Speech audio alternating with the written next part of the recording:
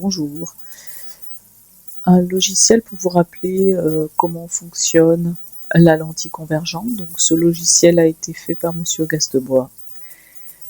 Vous avez ici donc un objet.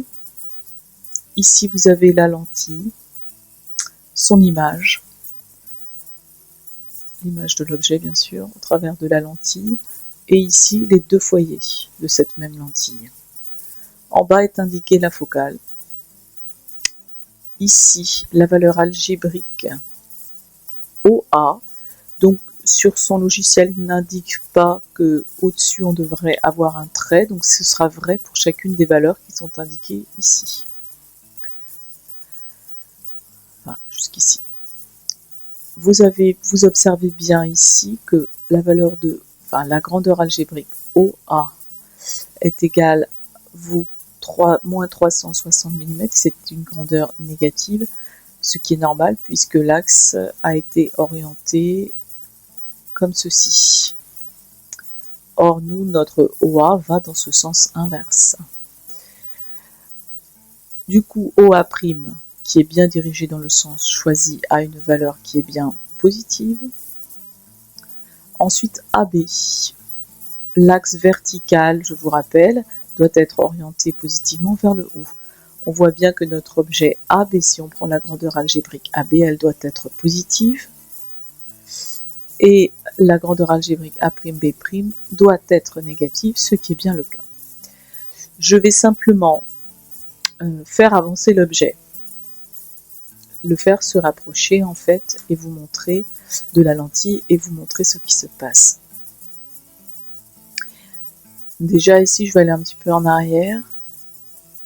Dans ce premier cas, on va s'arrêter là par exemple. Dans ce premier cas, on constate que l'image est inversée et plus petite que l'objet. Au fur et à mesure que j'avance, je constate que mon image s'agrandit. Voilà.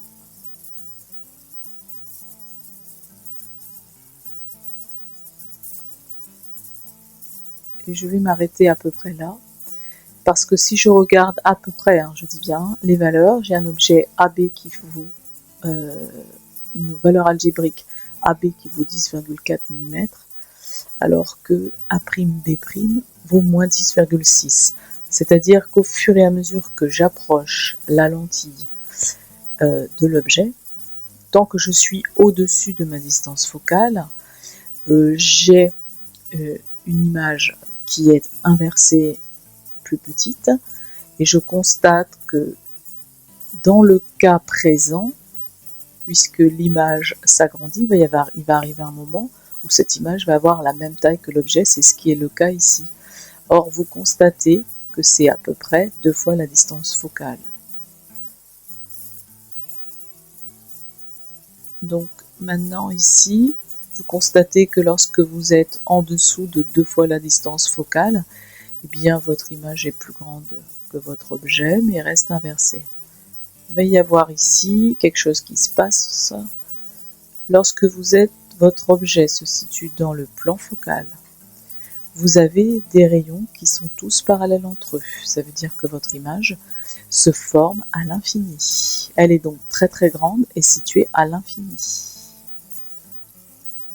Dès que vous allez, voilà, vous voyez en fait ici je l'ai un petit peu diminué, dès que vous êtes entre le foyer objet et le centre optique de la lentille, vous avez une image qui est plus grande,